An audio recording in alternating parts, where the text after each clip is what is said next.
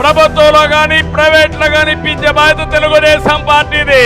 ఇంకో పక్కన మీ ఊర్లో మీరు కూర్చొని ఎక్కడికి కావాలంటే అక్కడ పనిచేసే విధంగా వర్క్ ఫ్రం హోమ్, మీ ఇంటి దగ్గరనే కూర్చుంటారు.